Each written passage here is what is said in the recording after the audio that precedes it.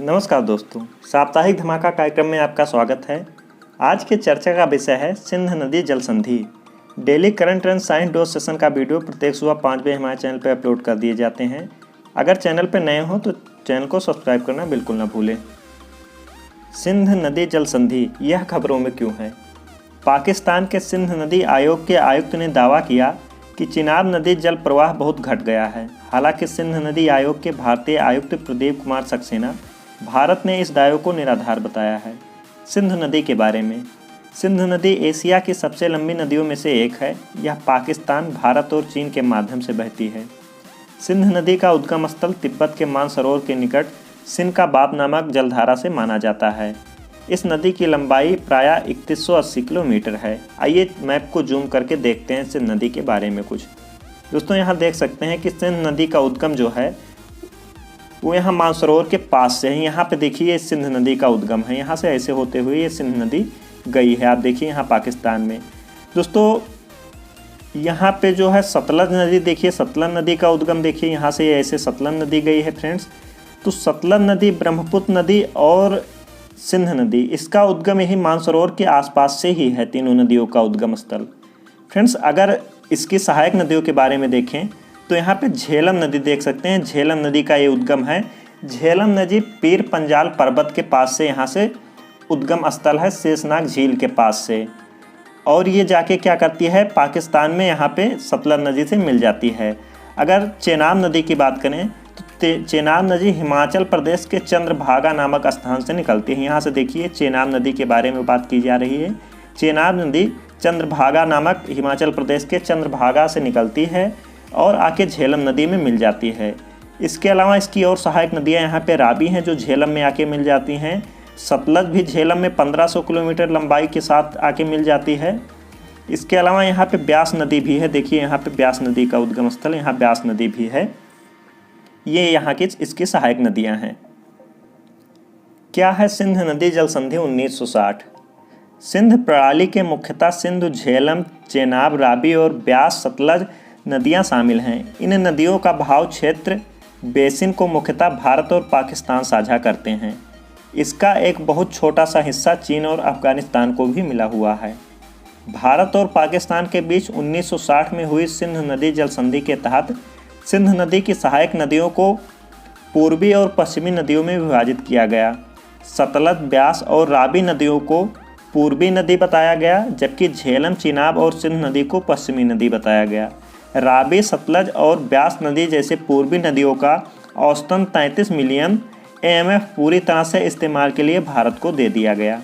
इसके साथ ही पश्चिमी नदियों जैसे झेलम हो गया, सिंध और चेनाब नदियों का करीब 135 एमएफ पाकिस्तान को दे दिया गया। समझौते के मुताबिक पूर्वी नदियों का पानी कुछ अपवादों को छोड़ दें तो भारत बिना रोक टोक के इस्तेमाल कर सकता है। भारत से जुड़े प्रावधानों के तहत रावी, सतलज और ब्यास नदियों के पानी का इस्तेमाल परिवहन, बिजली और कृषि के लिए अधिकार क्षेत्र भारत को दिया गया है। सिंध जल समझौते 1960 के तहत अस्थायी सिंध आयोग का गठन किया गया था, जिसमें दोनों देशों के सिंध आयुक्त अपने अपने देशों को प्रतिनिधि के तौर पर कार्य करते हैं। भारत में वर्तमान स्थित पूर्वी नदियों का पानी इस्तेमाल का अधिकार उपयोग करते हुए भारत सतलज पर भाखड़ा बांध, ब्यास नदी पर पोंग और पंदू बांध, रावी नदी पर रंजीत सागर बांध और इसके अलावा भारत ब्यास सतलज लिंक, इंदिरा गांधी नहर, मधोपुर ब्यास लिंक जैसी अन्य परियोजनाएं भी बनाई। इससे भारत को पूर्वी नदियों के करीब 95% पानी इस्तेमाल करने में मदद मिली। हालांकि इसके बावजूद रावी नदी का करीब 2 एमएफ पानी हर साल पाकिस्तान में बिना यूज किए ही चला जाता है। इस जल के सदुपयोग के लिए भारत शाहपुर खांडी परियोजना,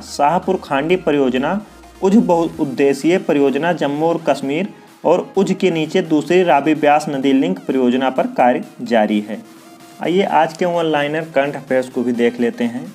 चर्चा में रहे कैलाश मानसरोवर लिंक सड़क किन 2 स्थानों को आपस में जोड़ेगी?